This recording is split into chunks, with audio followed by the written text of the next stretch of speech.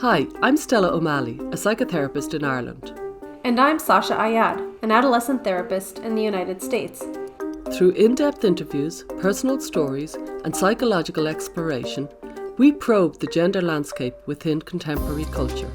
And we consider the implications of prioritizing personal identity over other aspects of the self. This is the thinking person's take on gender. Join us as we look at gender from a wider lens. Stella! Hello there, how's it going? It's going well. You look bright and lovely.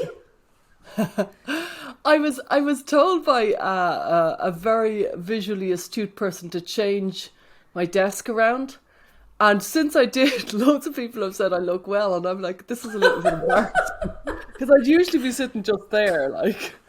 I thought you were like in a totally new part of your house. I was imagining you were somewhere very different, but then you told me you simply like rotated where you were sitting. And you look amazing, and the light is beautiful and looks fabulous. And in fairness, the person who told me to move, they had it better. It was a little bit over to there, and it was a beautiful backdrop. I know that sounds little, but it was actually very curated. But I couldn't live with being asymmetric because I'm clearly a bit neurotic. I have to have my desk straight, so I haven't followed all the rules, but I've improved it. Are you in your new house?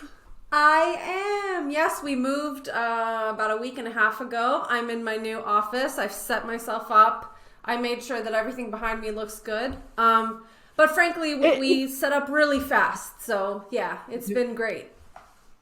It looks very similar. Was that desky thing that was behind the last time? My bookshelf was kind of to the side of me before, but you could see it in the back. This office is a bit smaller, so I got one bookshelf in here and another bookshelf is elsewhere. But yeah, I mean, I'm up against a window, so this is great for lighting. It's a cozy little room, so it's perfect for recording and podcasting and videoing and such things. So yeah, it's been a lovely move. Has it? Because they say it's one of the most stressful. I remember when you moved from Texas to Phoenix. That felt good. It was stressful. There's stress involved, but we had a little overlap, so we were able to bring over things on our own, and then movers came and got like the big stuff. So we really hustled, and I pulled my forearm moving somehow, so like I have this excruciating pain here. So like I cannot pick anything up like this, which is super weird. I have like the most bizarre injury. So I have to like carry my water bottle in this hand instead of this hand. Okay. But I'm still getting at it, still trying to work out and do normal things. We have a lot going on aside from just our setups and our visuals today. I know. It's so good. I know. Busy. Well, we should probably start by talking about the live stream that we're going to be doing in Killarney. I know. I'm very excited and very, very, very nervous because I don't trust technology. I have the makings of a witch, and I think I do things to technology that other people seem to do. I just sometimes think that's my witch quality. I don't know. I shut down technology. But yes, we are going to have our live stream of Gender Wider Lenses going on tour. Our world tour to County Kerry, Ireland. Yeah, to a little picturesque town in Ireland. A very, very pretty town where we're going to have the conference this time next week when we go. And it's going to be a live stream, and we'll be from the conference. Everybody in the conference will be there. And it's going to be funny, Sasha, because we'll be talking. Well, I say this secretly as if I'm just talking to you, but we'll be talking about the people. You know, we'll be talking about the conference while they'll be sitting there looking at us. So I'll say, what do you think of Ken Zucker there, Sasha? And you'll be able to say, well, I thought his talk was this and that and the other. I love Ken because he'll get up and he'll be like, I would like to object to everything you said in Ken fashion because he's the best. He's hilarious and so wonderful. Yeah. And he's so straight. I remember he said to me, Stella, you're being naive and idealistic, and I'll tell you why the next time I speak to you. Yeah. He's so great. It's going to be amazing because there's going to be so many thought-provoking conversations and like Wow. discussions from different perspectives. Like you said, this is not just going to be a conference with everyone coming from the culture perspective or the psychological perspective. There are going to be competing theories about what's going on with gender dysphoria and detransition. And we will be able to kind of reflect at least on some of it because our live stream will take place kind of towards the end of the second day, and it's just going to be really highly stimulating environment, and there's going to be a lot to talk about, and I'm thrilled to have a live stream. We'll be talking about, I suppose Helen Joyce will have spoke, Maya will have spoke, the detransitioners panel. Oh, Michael Biggs will have spoken. I bet you his will be brilliant. Stephanie Davis of Rye and Sue Evans. There's going to be some great talks, and they'll all have spoken. And then it will still be faced with, in front of us will be the feminist angle, the legal angle, the educational angle. That's more on Saturday. But loads, the medical and the psychological and the sociological will be done. Oh, it's going to be amazing. Yeah, I'm thrilled. It's going to be great. What do you have going on in Stella Land aside from this huge conference? This huge conference is taking up the bulk of my brain, really. I know, it's like epic. I'm like, what else are you doing? But you did also just publish your book in the UK, right? It published there, or in Ireland. Yeah, and you know what? We got in the bestsellers in Ireland for last week and this week. So, I think it was number 3 last week and number 9 this week. Wow, good job, congrats. Yeah, I'm thrilled. Thrilled. Yeah. Thrilled. Really That's thrilled. Awesome. Yeah, And I know it was kind of stressful. You did a ton of interviews and lots of back and forth. Yeah, it was. I found the last couple of months pretty intense. But me and you are finishing our gender book, which I think is going to be a cracker. Yeah. We'll be meeting this weekend for final edits. Yeah, final edits, one of my favorite phrases in the world. Yeah, totally. Well, I have some stuff going on too, so I'm kind of revamping my YouTube channel. Okay. It was the kind of neglected, forgotten Cinderella. About, very, very neglected, like sweeping floors behind me, and I was not thinking about her at all. Is that what Cinderella did? I don't know. Well, she was neglected and underappreciated. Yeah. Yes, definitely. So I'm trying to release clips from my membership group once a week. So I kind of extract a small clip from one of my main topic videos or kind of discussion videos, and I've been posting it in YouTube. And I think it's been really nice to just be more consistent, putting material out there, and that way people can get a sense of what I do, behind that kind of wall of my membership group. So if parents are interested, this is really focused on like how parents can support themselves, how they can support their kids. And if you want to get a little glimpse of what that looks like, you can go to my YouTube and check it out. And then if people are interested, they can join my group. And I talked in my most recent topic video about influence, high control groups, undue influence, cults. Like I try to avoid the word cult because even that term has a lot of competing definitions, but just lots of families have reflected that there's something unusual about the way my child suddenly adopted a very, very, very different radical identity, and also a whole worldview has changed. Like this kid has changed a lot. So anyway, I talked a little bit about influence in groups this past month. So it was interesting. How long is the videos on the YouTube? They range from, I would say, maybe 4 minutes to 12 to 15 minutes. Very interesting. So they're pretty significant, but like a lot of the meat kind of goes on behind my parent membership group, where I offer like concrete kind of solutions and advice. Because I've been doing something different. I've been kind of putting out stuff on Instagram, and then it gets put out. They're little clips. The person who's in charge was saying, like, keep them short, just make one point, So I've been putting them out, and it's been amazing. I've been stunned at the response. Good. I've been stunned at people's response to Are them. you on TikTok too? I feel like I heard you say that. Well, there's a story there. I was on TikTok, and honestly, I was doing really, really well. And one of my videos got over 100,000 views. Oh my gosh. I know. But And what happened? my daughter very nicely, like in fairness, it's not easy being a kid with a mother like me. And she said it very nicely. She says, any chance you're going off TikTok, she says. And Why? Is it crossing said, paths with like her friends? Like, are they yeah, seeing your videos? she's waiting for people to see my videos. She's waiting for it to be brought up.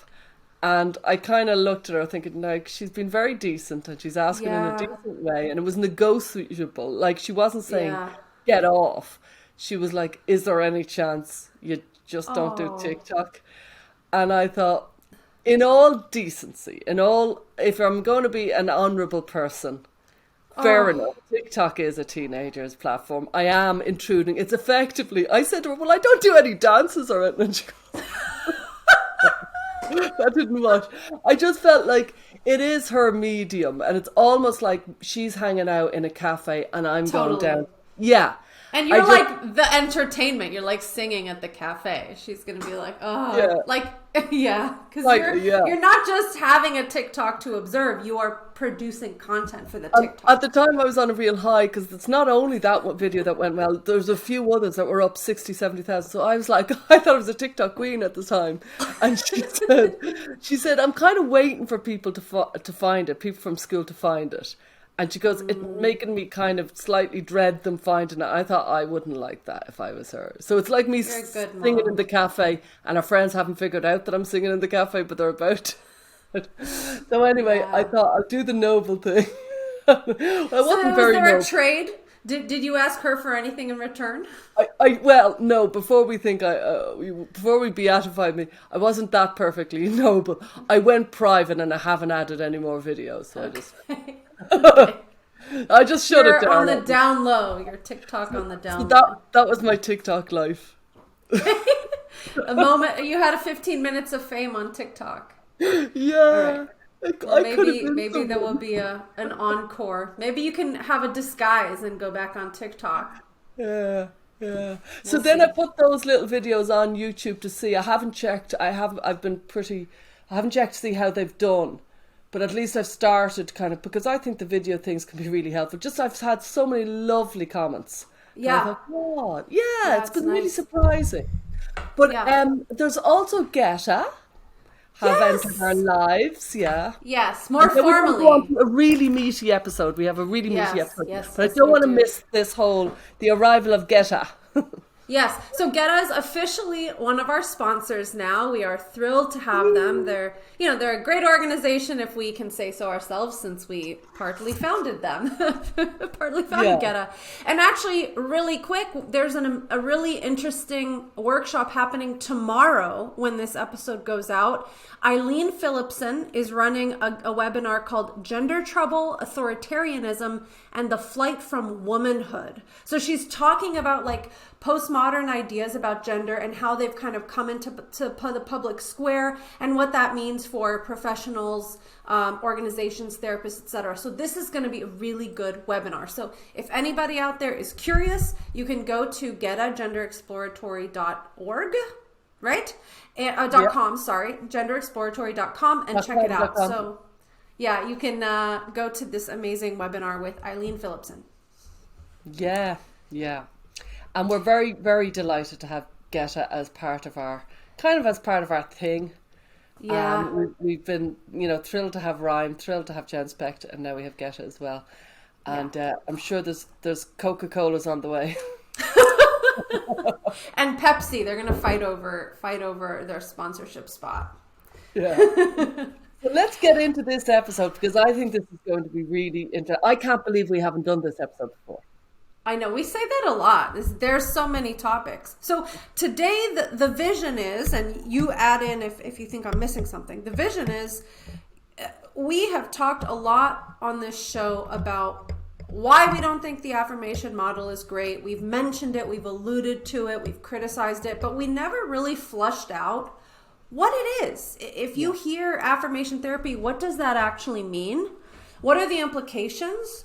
And how does it look in practice when a clinician kind of follows the affirmation model? This is the model, at least in the US and up until recently, parts of Europe as well, that is the primary referred to way that you're supposed to work with, quote, gender nonconforming and transgender diverse children, right?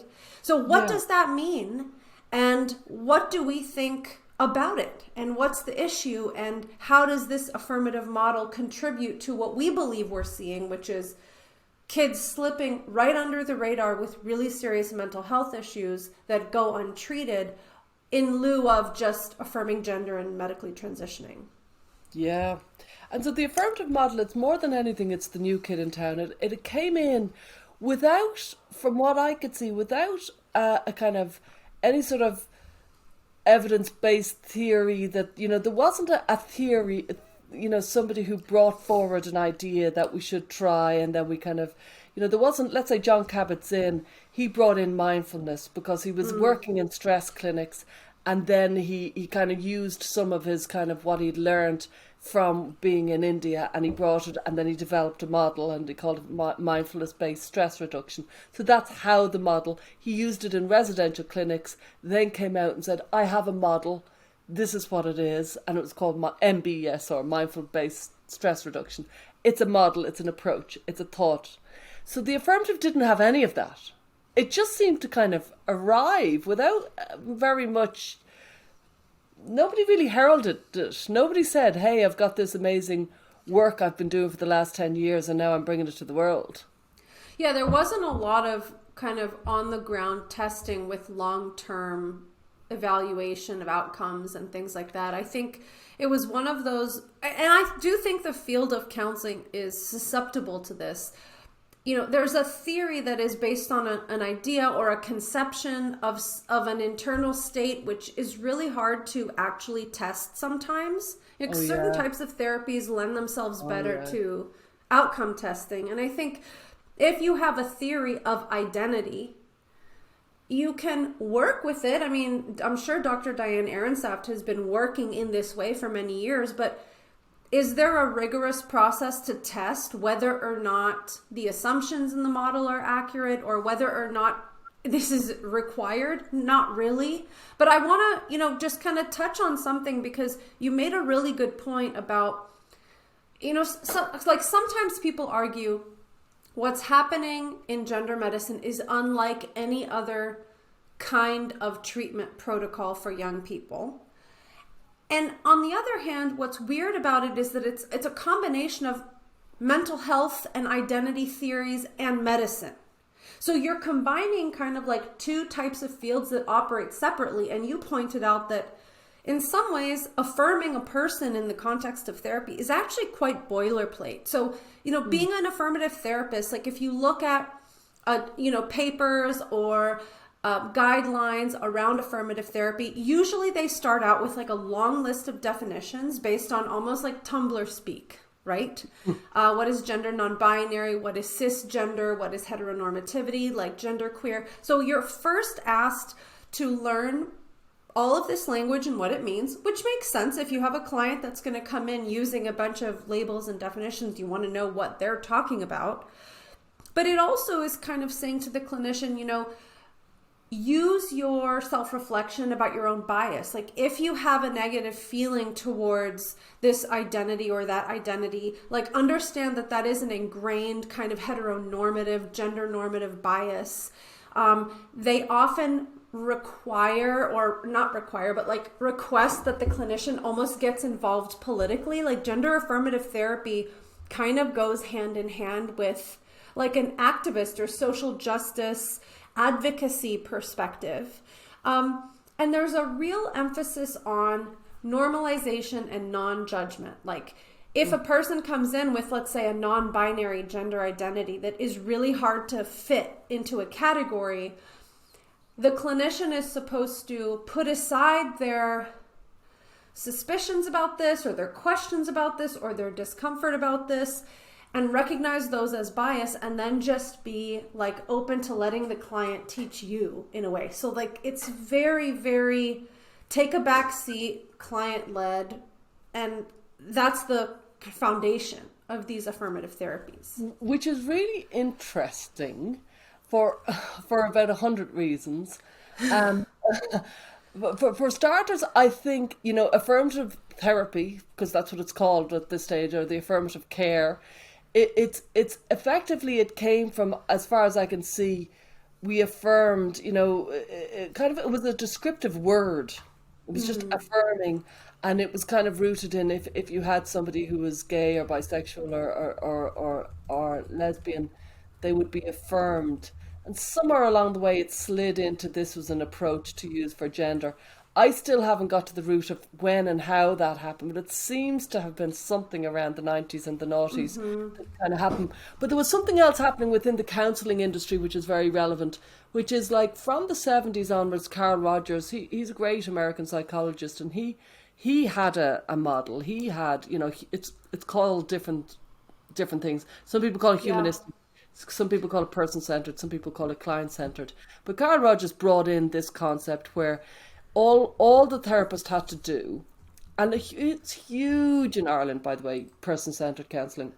Yeah. All the therapist has to do is create the right environment, and then the client will work it out. So what my job as a therapist, when I was doing my degree, it was supposed to be integrated, but it was very heavily rooted in the Carl Rogers theory, which is you just have to create this space which is showing positive unconditional regard, showing congruence, showing kind of empathy, and being authentic. Now, authentic as well as positive unconditional regard, and it's arguably, is it human even to be able to do that with every person that you meet? But that was the kind of the grand plan. It's really lovely. I think Carl Rogers would have been brilliant at it. I've seen enough videos of him. He could do it. And a certain therapist can do it. A huge amount of people who are listening here today will say, oh, I got one of those therapists. Because if you were to critique person-centered counselling, you would say, well, they were very, very nice. They agreed with everything. They didn't challenge me. It was a very pleasant place. And that's what he said. He said, I want to create a safe harbour. And if you create a safe harbour, the client is expert of themselves. And from there, they will have the kind of, after trauma, they will have the space to go forth and be themselves. That's a lovely plan, and that was the plan. When I went into a more rigorous kind of people critiquing it, and then I did end up doing a master's in CBT. People were quite derogatory of it, and they called it the nodding dog style of therapy, where basically your therapist was nodding along, and and I know, if we go and see a friend and we're in high emotion, and if they just agree with everything, they don't challenge, sometimes it's very pleasant, but sometimes it lacks. It's like, I really want to know what you think, Sasha. I'm really worried. I respect you. Or like, Tell me what I'm you think. spinning out of control. I Yeah. need help. Like, I Yeah. don't know how to get myself out of this. Yeah, totally. Yeah. And so what we want is some sort of return on the person you're listening to. You want some sort of response. Like a feedback. Yeah, and Yeah. the way I have often said in my 20s, I trailed around. I felt I met a lot of person-centered counselors, and I didn't need it. It just didn't really do it for me. I was chatting away to them, and they were very pleasant. It was all very nice. You couldn't say you disliked the therapist. The therapist was lovely. But many people have come to me over the years saying, I had a very nice therapist, but nothing changed. I went there, and it became actually a very unhelpful coping mechanism, because frankly I vented every week, and I didn't have to change my life. I didn't do anything. I just vented. It was a way of keeping me in my own dysfunctional position, because I just kept on giving out, pretending I was doing something. It's very insidious to pretend you're making progress, but you're actually not. When you look at person-centered, which started in the 70s, it's huge in Ireland, and then CBT came in, which was kind of the opposite, which is kind of very vigorous and has its own problems. We'll go into it another day. But it's I feel the affirmative care model is very rooted in that person-centered mentality, which is the client is expert of themselves. Even if they're having a psychotic breakdown, what we do is nod along and say yes, and we give them this empathy and positivity, and we are just almost witness. We're bearing witness. Yeah. Yeah. But I mean, yes, you're totally right. That's the root of it. But the way it has evolved is even a step further from that. There's a real activist component of the affirmative care model. Nowhere in any of the documents that I reviewed kind of in preparation for this was there like, you should remain neutral and not interject your values or opinions. In fact, it's the opposite. Educate yourself on oppression. Like literally a lot of these documents say like you need to learn about LGBTQ oppression and you actually need to advocate for your client. Like one of the documents I looked at said, make sure your bookshelf is covered with LGBT reading material and talk to your client about your activism. Like that's what it says. So this Make goes sure your way bookshelf beyond. or your client's office. What do they mean? Make sure your your bookshelf in your office is full of like bookshelf. LGBT. Oh my God. Yeah. And and I remember, when we wrote we co-wrote these chapters for the CTA book, one thing that was remarkable, the APA put out like a guideline on working with transgender and non-binary or non-conforming people. And one of the things I thought was interesting is it said somewhere like, even if you have lesbian, gay, or bisexual clients, they may not know about the way that different gender identity labels could apply to them. So we recommend that you educate your gay, lesbian, and bisexual clients about transgender identities and how, internalized transphobia could make it possible that they don't identify as trans. So like, this is a real, almost proselytizing to people about identity. Well, you're right, because like the affirmative didn't start with that. The affirmative was you affirm what the person comes in. It's shifted. It's shifted. And I used to say, they've moved from affirm to confirm, as in you give them imprimatur, you actually you confirm their identity, which I didn't think was certainly it's going outside the role of the therapist, because our role, like you said, is to be neutral, to kind of pull back and let the client work it out and maybe ask thought-provoking questions, which now that we've gone through this creep of what is affirmative, apparently for some people, not for everybody, but for some people, they could argue, oh no, thought-provoking questions is provocative as opposed to thought-provoking. Now, I back in the day when I was studying Carl Rogers, a key kind of component of it was Socratic questioning, which is basically thought-provoking. That was a key component. While you were a presence and you were a very empathic, warm presence, your job was to provoke thought. And the affirmative is not that. It's not telling you to provoke thought. Instead, it's saying, as you said, proselytizing. It's like, actually, have you heard the latest? Yes. Have you heard the good news about trans identities?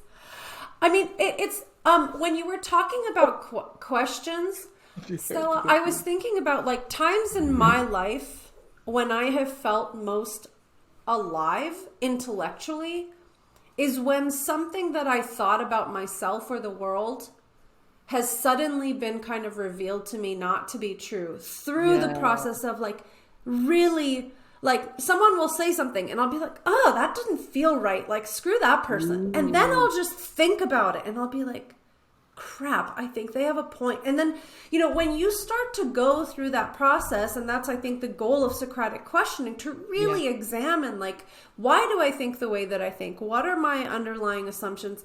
That's how you actually become wiser and you grow and you learn something. And so I think the fact that affirmative therapy dissuades clinicians from asking questions that might be uncomfortable for a person to hear is really troubling. Now,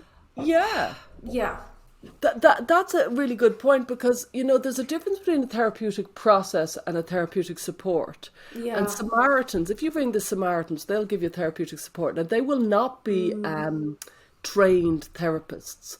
So it's a short course and it's very, very comforting. And you'd ring them up, you'd say, I'm in deep distress, and they will make an awful lot of very gentle, soothing words and noises and comments and phrases.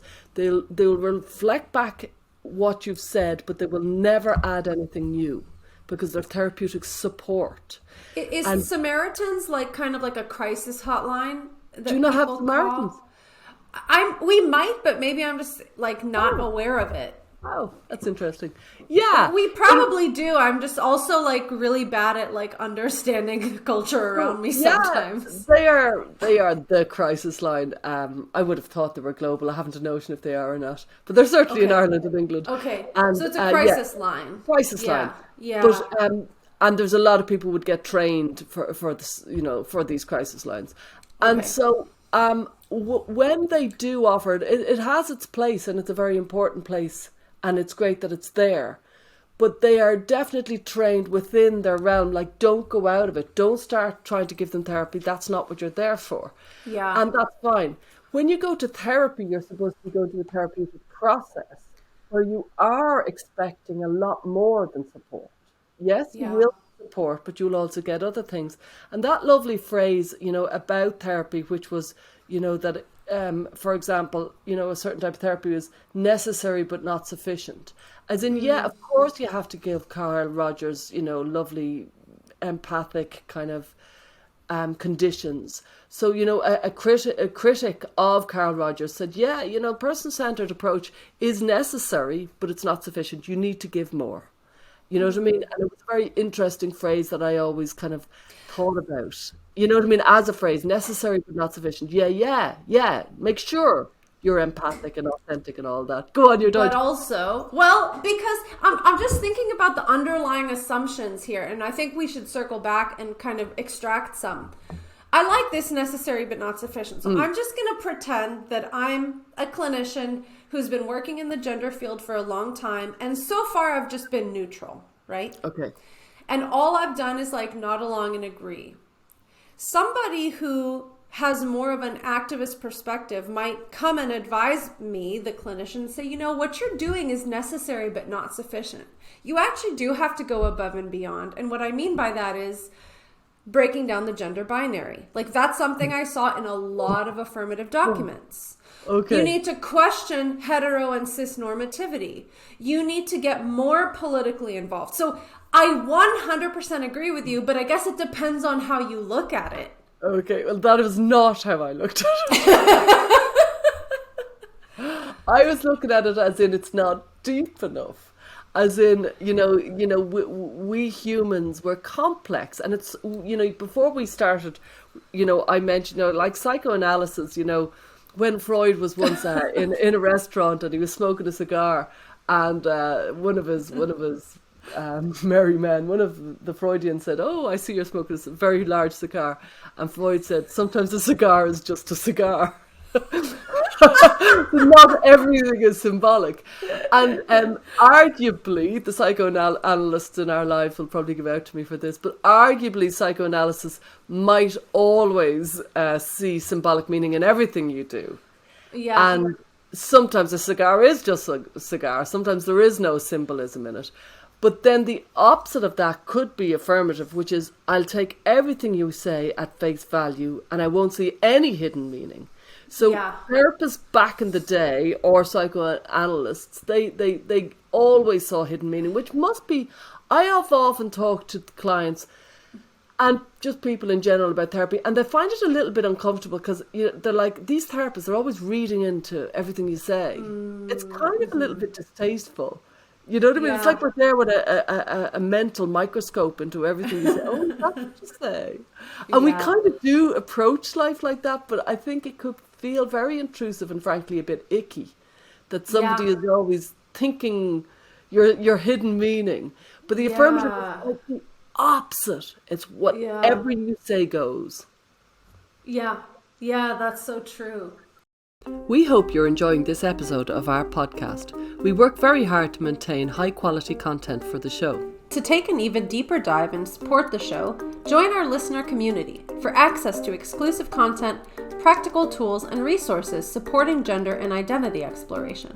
We're so grateful to our sponsor, GenSpect, an international organization which offers an alternative to WPATH, providing a range of education, resources, and supports to anyone impacted by gender distress. GenSpect unites many different organizations globally and gives voice to thousands of previously untold stories. For more info, visit genspect.org. And thank you to our sponsor, Rhyme. Rethink Identity Medicine Ethics is a non-profit organisation dedicated to improving long-term care for gender-variant individuals. Visit rethinkime.org to learn more. And now back to the conversation.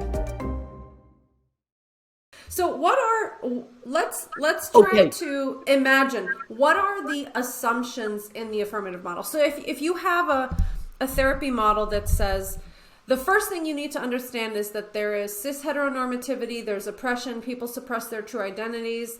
These are all the lists of gender identities. People are experiencing distress because basically of minority stress model, like the distress is because you haven't been accepting enough. And your job as an affirmative therapist is to learn about the kind of socio-political implications of this and affirm your clients, like support whatever gender nonconforming and trans clients say about their identity, even if it makes no sense, even if they say they have 10 gender identities or they're not gender fluid minute to minute, doesn't matter. Your own bias is the reason that doesn't make sense to you. So like, educate yourself. That's the model. What are the built-in assumptions? Oh yeah, keep going, go. No matter what age. Key line in the affirmative model, no matter what age. Now, when I first read that, I was like, oh yeah, no matter what age. And then I read further and I was like, oh no, they really mean no matter what age. Now, maybe there are less intense affirmative models, certainly like some clinicians, Diane Ehrensaft comes to mind, who kind of, who spoke about how, like, onesies could be a gendered communication. For example, like ripping off the onesie, right? And making it a skirt. Turning it into a dress, That's a gendered communication. And no matter what age, we affirm.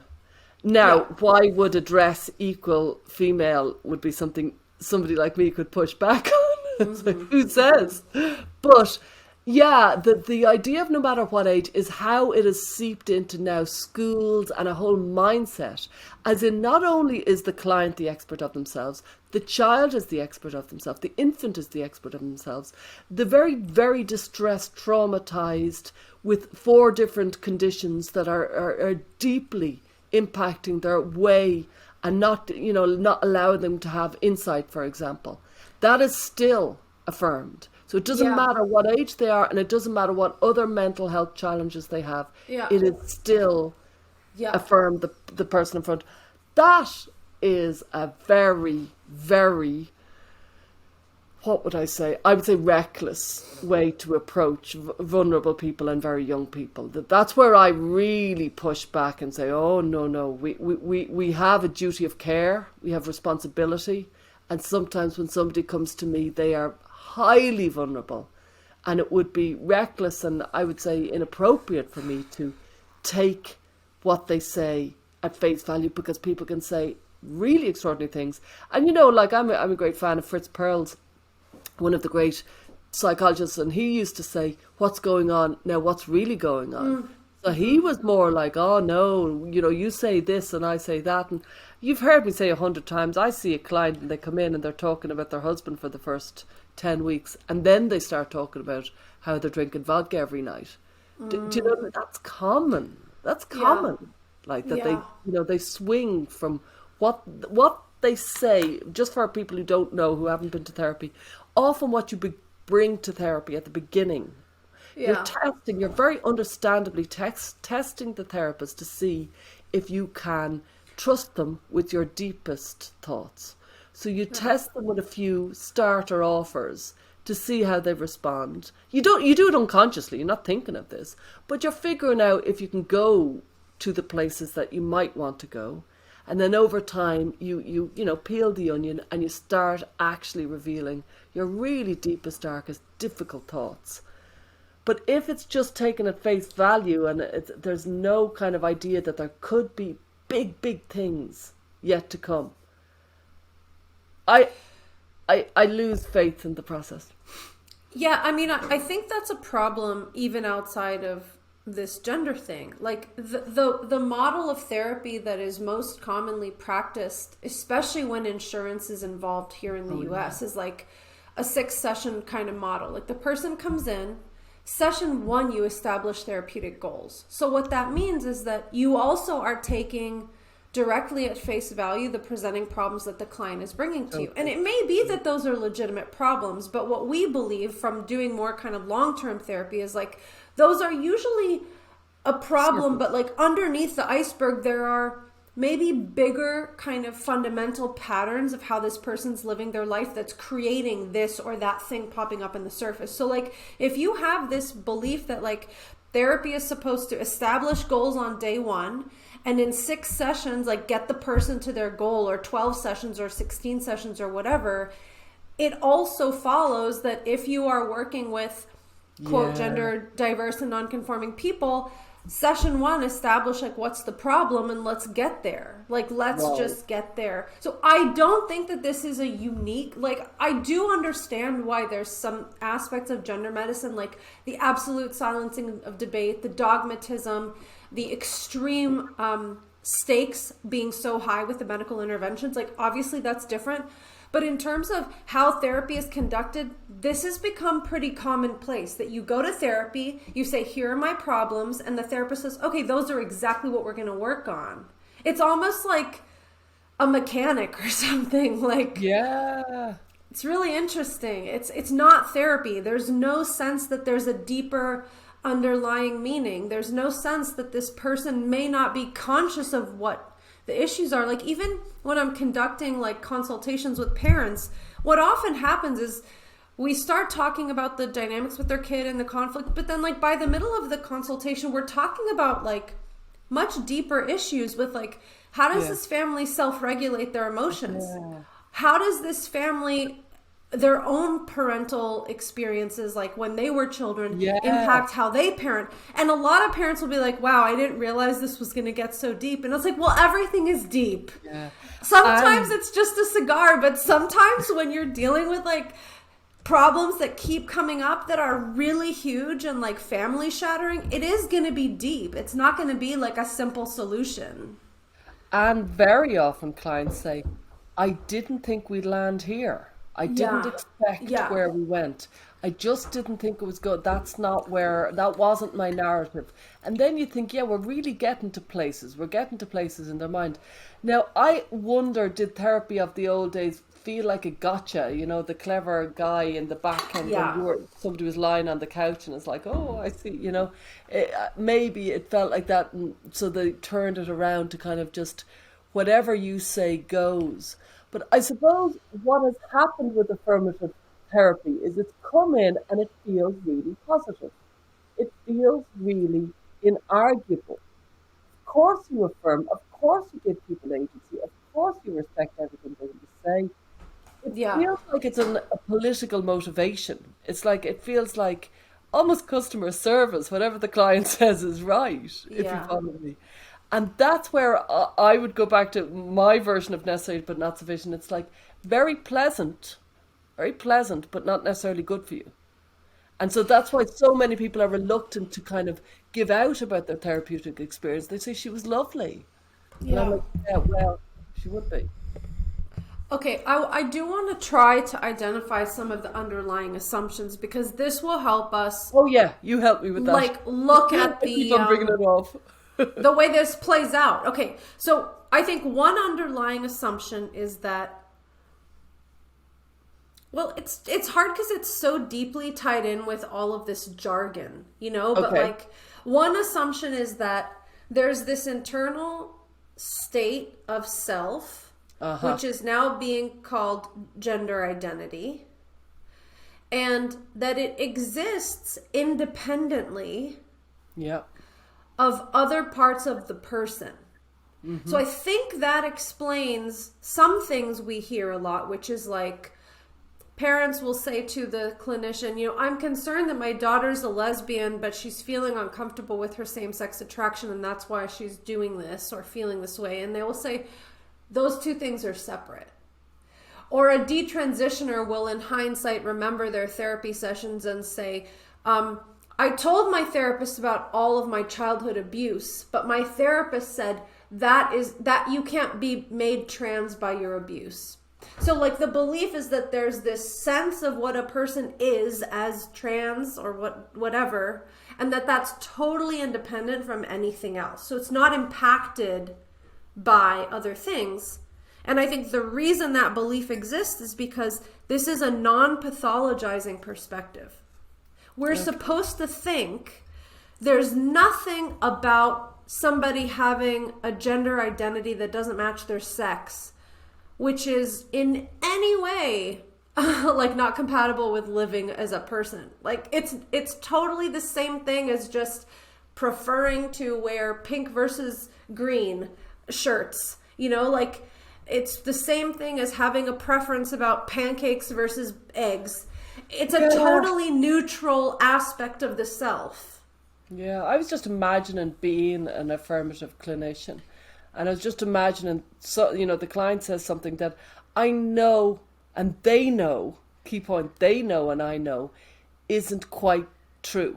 Because we all know what it's like to kind of bluster and to say, I hate my mother. She has just persecuted me since the day I was born. Da, da, da, da, da. And and they know, and we all know, the room knows almost, the table knows, that it's venting and it's bluster. And, sometimes it's true, but in another context, we do know this. And how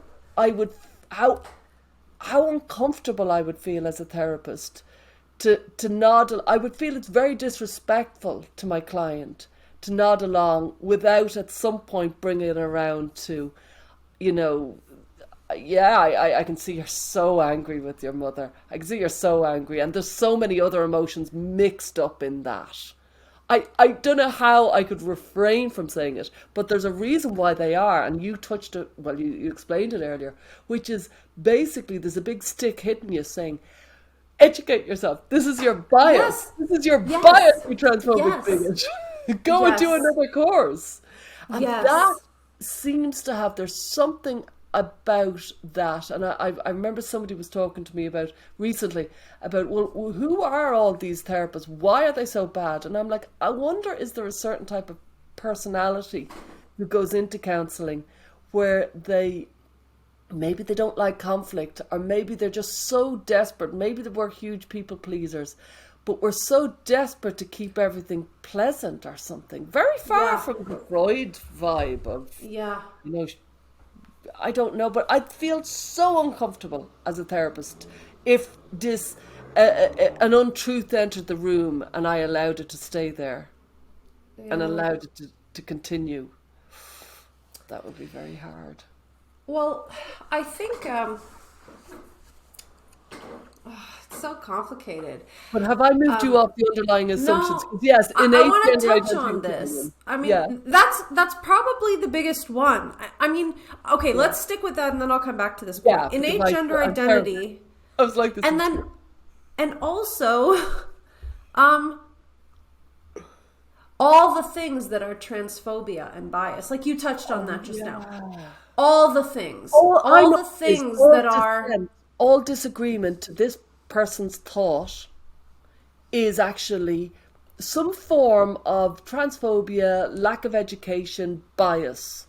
Yes. It couldn't be that the client is telling something that's not quite accurate to their narrative. That the client is kidding themselves, and so it could not be. Yeah.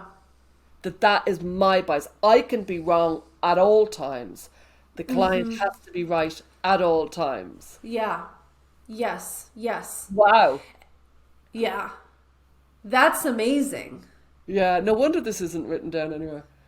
Rip it to pieces. I mean, it is written down places. That's what's so shocking. Like, you don't get it. It's quite hard. You get kind of, this is the approach and all this. It's very hard to get the document that you say, this is it. Well, I'll tell you what, like I have a really close person in my life who, at work has encountered a lot of adult male to female transitioners that she works really closely with, and finds her mind is in a scramble sometimes. But the way she has talked about it is like a relief that we can talk honestly about it, but she's so bewildered, and she's just like, how can I judge? I have no idea what it's like to be that person. So I think like people like me and you We work really intimately with a lot of people who struggle with gender dysphoria. So the experience of gender dysphoria has become much more familiar to us. Yeah. I mean, and also we're therapists. So like Yeah. we're used to sitting across the table from somebody with extreme distress and trying to understand that experience, right? But I think like if you are a certain type of person in therapy and you feel like, wow, this whole trans thing is so novel and unusual and strange, I need a special technique. And like, I don't remember where we were, but I was talking about this recently. Like every now and then in therapy, I'll encounter a challenge with a client that feels really foreign and scary to me. And my like instinctive reaction is, I have to research the technique for this. Yeah. And then I'll catch myself and I'll go, okay, hold on. This is making me uncomfortable. Yes. What is it? Where is the like basic human level questions here? Like what's going on beyond the confusing aspects of this? And like, you know, in psychology, we often have things that spin off in these directions. Like, you know, there are some people who are really into like the kind of neuroscience aspect of it, and there's all these like light therapies and neuro something or other therapies where you put a hat on your head, and like there's all these uber complicated scientifically sounding explanations for things. But like I think there's a place for that, but like as a therapist, my job is like, what's the human problem happening here? Me too. Don't get too spun up with the details. When I was a new therapist, when I first became a therapist, I was mad about my techniques. I look back, I hope my enthusiasm and my massive, massive commitment to each client carried on some level, because I cringe when I think back with my little techniques. Oh, I have a technique for you. Yeah, And me too. I'm sure some of them must have said, "Oh my God, man, like just zip it with your technique." Like, and listen to me, woman. Do you know what I mean? And Yeah. there's within a technique is an assumption that the problem is fixable. And within the affirmative model, arguably is the, there's a, because it's centered on gender identity and because all dissent is either transphobia or lack of education or bias or something, bigotry, one of those. Therefore, this is a very fixable problem. And it's going to be non-binary, or it's going to be medical transition, or it's going to be social transition. There's a kind of a presumption within this that there is a place to go.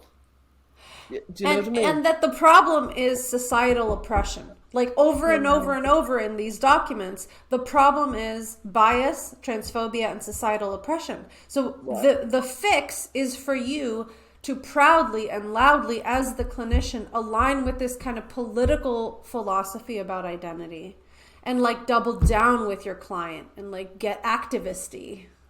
And all resistance is suspect, and all Yes. questioning thoughts, all kind of, I wonder, all of that, all curiosity. Yes. It's frightening. It's just frightening.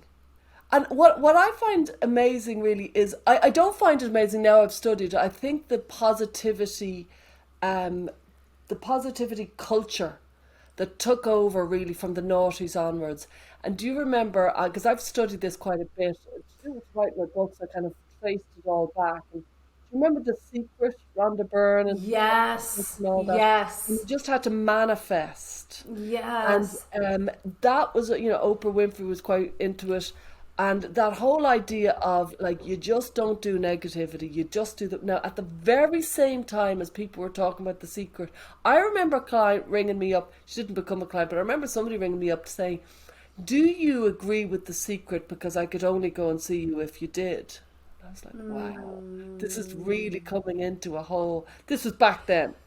And And you know, there's a resurgence of this interest in manifestation. I was listening to somebody talking about this the other day. This is like popping back up as a big thing now, but keep And going. I know, like, neuroscience kind of came to a kind of a shrieking halt in and around the early noughties, because they realized the more you think of something, the easier it is to think it. So that, the more you worry, the easier it is to worry. The more you have well-being, the easier it is. Like, your brain gets into mental habits.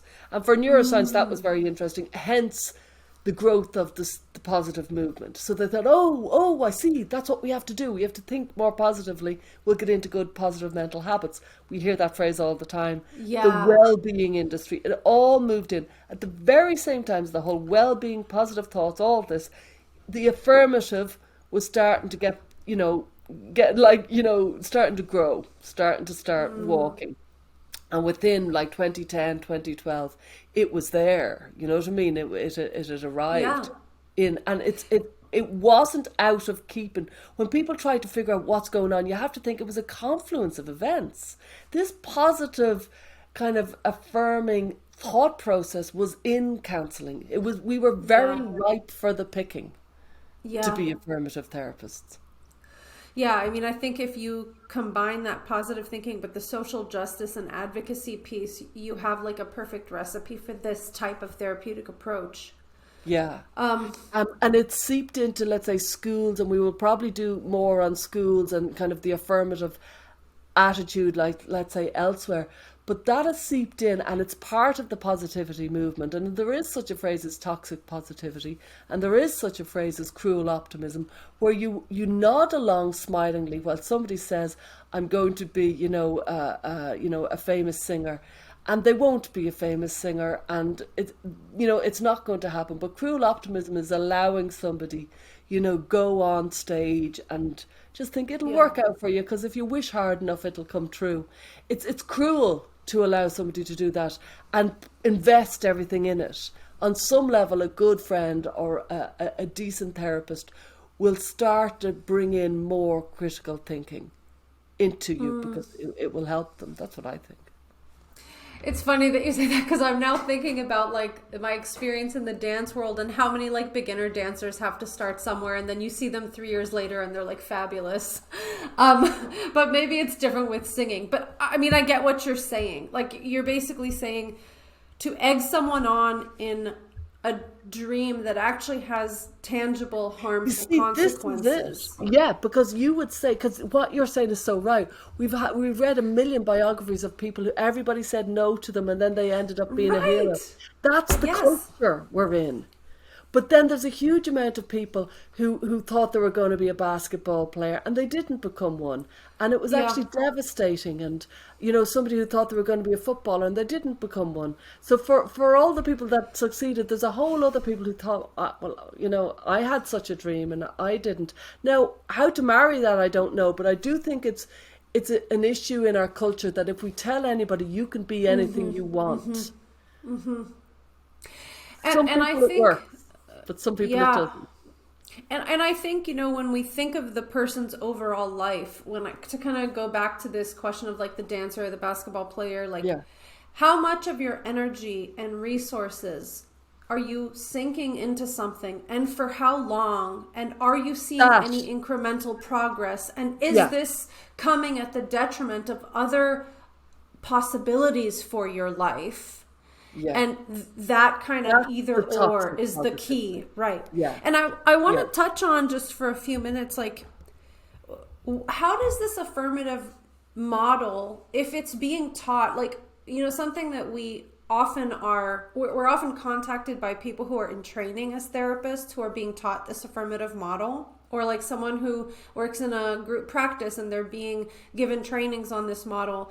I want to talk about what that does to the clinician who maybe is unsure or having some hesitation, because this ties into the whole conversion therapy idea, which is like any practice outside of this kind of bizarre social justice oriented and dogmatic belief in gender identity is at risk of being considered conversion therapy.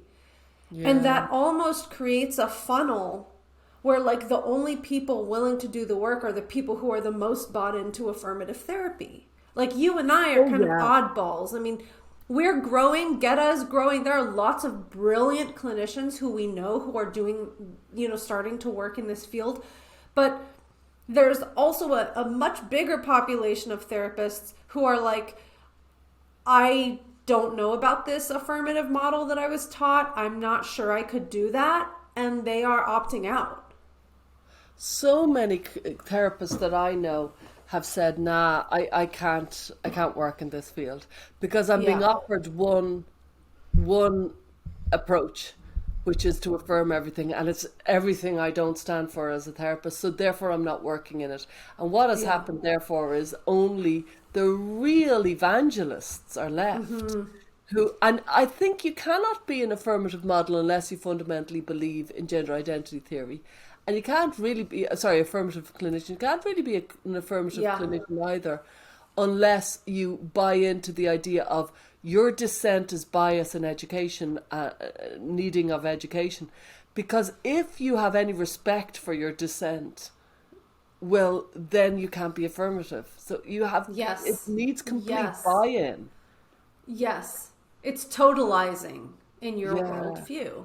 yeah. That's what makes it so reminiscent of high control groups. It's a totalizing world view. Nowhere in any of these affirmative documents did I read, and I'm sure there are some out there, like, for example, we know some affirmative clinicians who will willingly say sometimes very complicated mental health issues can present as gender dysphoria and transition's not appropriate for that person. Like, there are clinicians that call themselves affirmative who are more careful and thoughtful, but like the philosophy of affirmative therapy, especially as it begins to incorporate this kind of social justice perspective, by definition is totalizing. And it reminds me of high control groups and their kind of manifestos about, you know, some spiritual like essence of a person, and all the opposition to our group is because those people are evil or bad or whatever. Like, it's totalizing. It leaves no room for curiosity or various opinions. It is this way or the highway.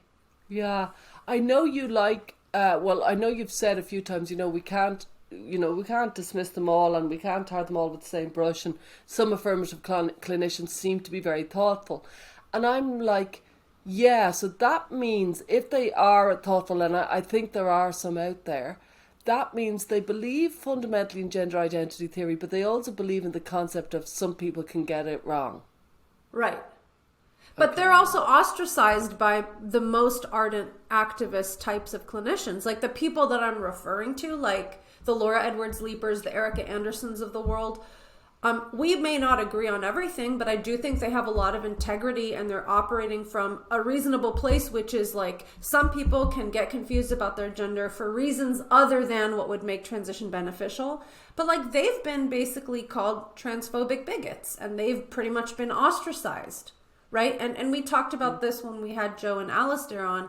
There are people within WPATH who are dissenting voices. Like I think what happens though is it becomes really challenging to hold these two things at the same time, which is like there is this innate thing called gender identity. It could be fluid, it could be non-binary, it could shift and change, and that's not anything pathological, while at the same time holding the developmental model, which you often talk about, which is that Yeah. gender dysphoria can come about from other reasons. So it's like, well, which is it? Like, how can you have both? I think you kind of have to pick one. I, I kind of think that. Yeah. And I think, They don't work together.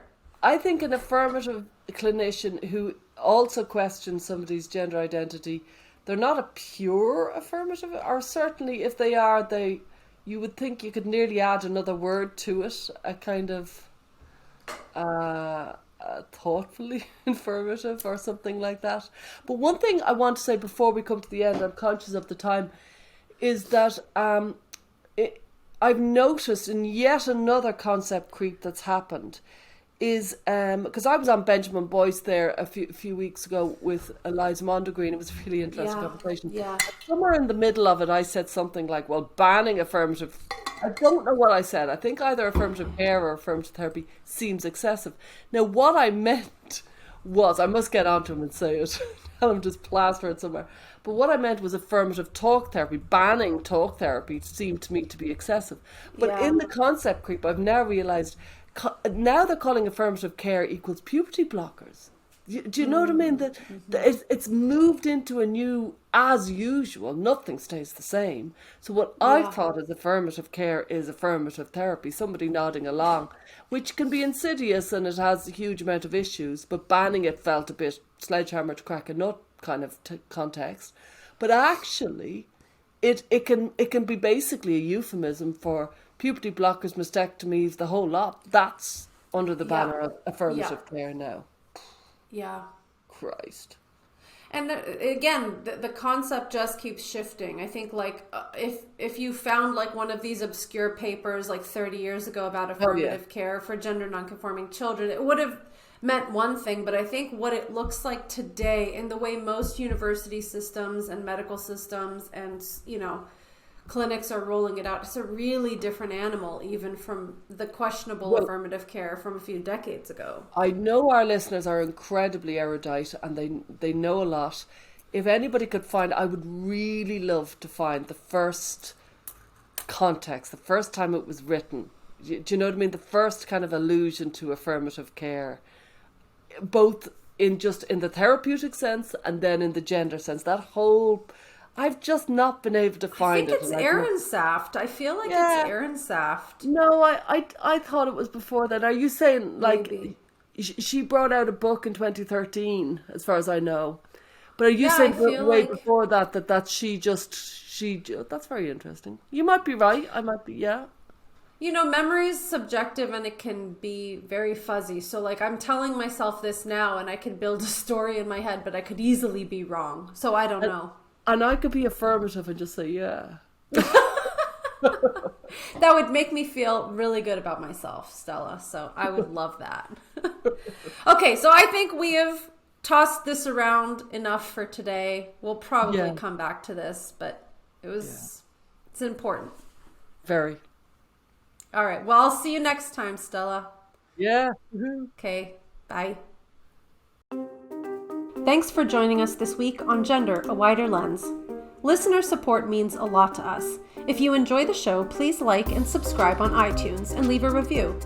For more information, visit widerlenspod.com. There you'll learn about joining our listener community, how to contribute to our show, and where to find us on social media. Our discussions are for educational purposes and are not intended as a substitute for mental health services.